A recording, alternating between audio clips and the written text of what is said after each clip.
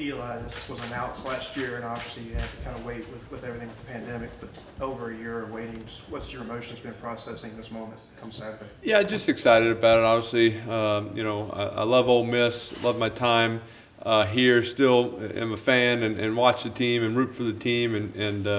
While I was playing, and even more now, get to really keep up with it and everything that's going on. So, enjoyed.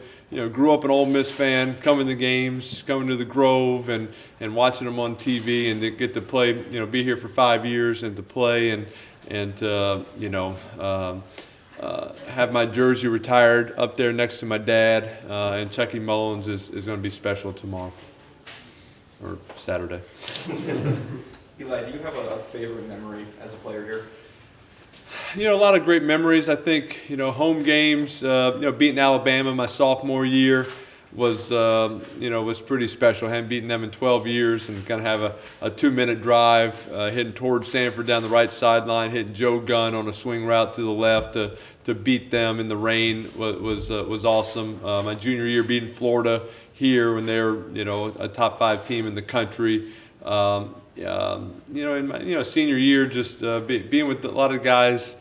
We came in, a lot of us redshirted, and to kind of be there with 5 years with a lot of those guys, and to have the senior year that we did, and then go to the Cotton Bowl and finish off with a win there was pretty special as well. Kind of talk with Peyton, how do I enjoy life after football? He kind of give you some pointers of how to kind of enjoy that first season, not out there. I think figured it out. It was a little bit different. I retired in February, and then and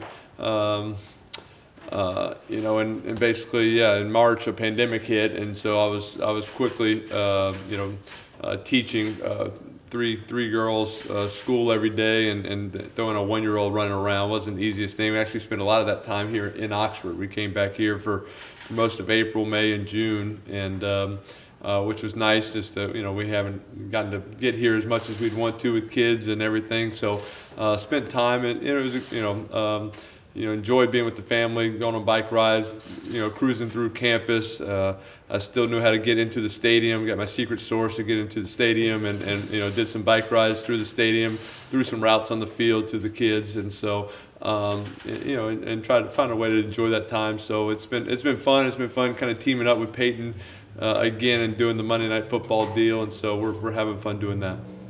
Speaking of the Monday Night Football, when you talked with Saban on the broadcast, he remembered almost play for play the LSU game when you guys played. How cool is that to kind of talk through that game with him?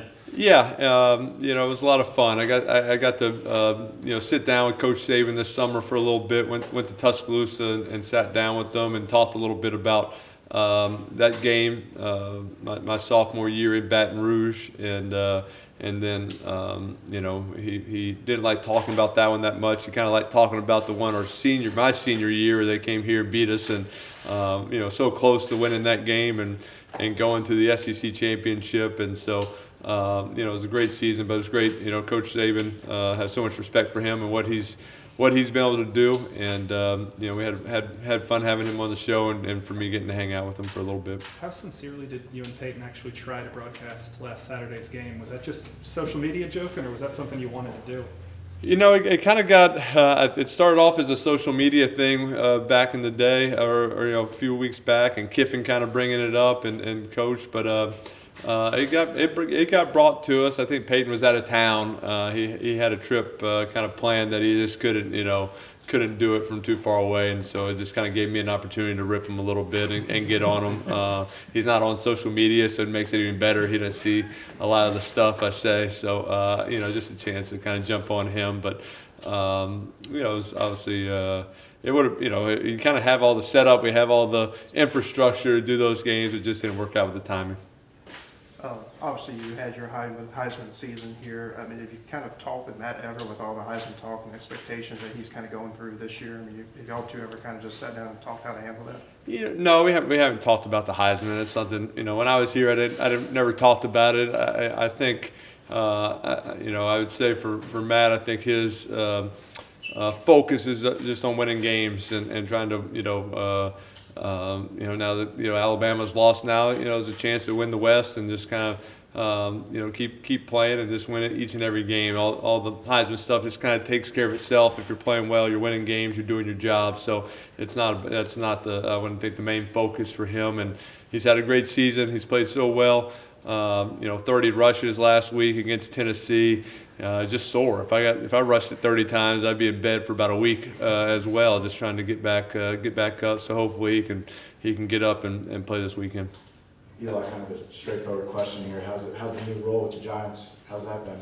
It's been good. It's been good. Just that's just those are the people I've spent the last 16 years of my life with, and feel very comfortable with, and spent up in New Jersey. So to stay involved with the organization was important to me, and just kind of figuring out that role. It's still a little different with some of the rules with the COVID restrictions and whatnot, but having fun and learning kind of the business side of everything. I've been in parts of that facility I'd never been in before, didn't know existed. Kind of the business and marketing side of it never popped over there, but doing some fun things with them. Did Ole Miss ever approach you about retiring your number sooner while you were playing, or was this just kind of a first-time thing? No, first time. I think it's a retirement thing. I think they kind of wait till you're done playing, and threw it out last year during the spring, and said we could still do it last year during the season. I said I don't want to do it to when there's 10,000 people in the crowd. It wouldn't quite feel right. So I think I was excited for Saturday. The team's playing great at LSU. LSU coming into the game, so it should be a great atmosphere, and should be a great day.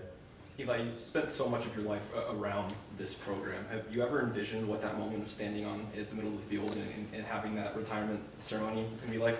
No, I mean that was never the focus, and never the goal is to get your number retired. It's really to win games, to try to win an SEC championship, go to good bowl games. Those are always the things you're thinking about and working towards. So it's never about.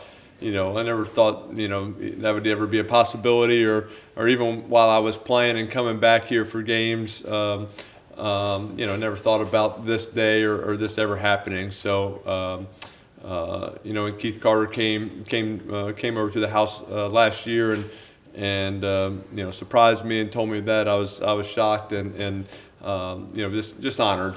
Obviously love Ole Miss, love my time here, still love being here. And to have kind of my number up there next to my dad will be pretty awesome. You just mentioned that. I mean, what does it mean to you and your family? I mean, for this opportunity for you. Yeah, I mean, I think it's just I hope my parents are proud of me, and I think they'll enjoy that day. I know the way they feel about Ole Miss. I think My senior year, I thought my mom was going to enroll back in school. She was here so often, and and she, they love coming back here. And even these last 17 years that I've been away, they still come back and have their place here and love Oxford, love Ole Miss, love rooting for the team and everything around the whole university. So it is a special place for our family. Have so many memories. Not just while I was playing, but obviously for my parents who went here, for my wife and I who went here, our kids that have grown up going to games around here. So, just so many great memories and great times, and this will be a special. There's a third generation coming on a recruiting visit this weekend too. How surreal is it for you for all this happening, and also Arch kind of being here potentially following? I'm excited for Arch and everything he's going through. I have not seen him play in person, just with everything going on. So I've been able to stream some games and talk to him and keep up with him. So I'm excited for him to just go through. I told him just, hey, enjoy being a junior in high school. This is a great time of your life. Go play, playing football with your best friends and guys that you've grown up with, and you've played little league baseball with, and you've played football at recess with your whole life. So enjoy this time. Go out there, try to win a state championship, and kind of keep the focus on that, and you'll figure out the right spot to go to college and everything after that. Just give you a chance to see a lot of teammates and things on Saturday. It looks like there's a slew of people in town, just former players. Yeah, it's been fun kind of keeping up and texting and calling with some guys these last few weeks, and so I'm gonna get together with a lot of them tomorrow and on Saturday, but just to see some guys I hadn't seen in a long time. It wasn't always real easy to stay in touch with everybody, and I wasn't coming back for many games, maybe one game a year. And so this is an opportunity to see some buddies, and like it is with every team, there's some guys I've stayed in touch with, some guys I've been in weddings and vice versa, but then there's some you just haven't talked to as much that I've been able to reach out to and get to see them. So it'll be exciting to catch up with so many guys and get to hang out with them.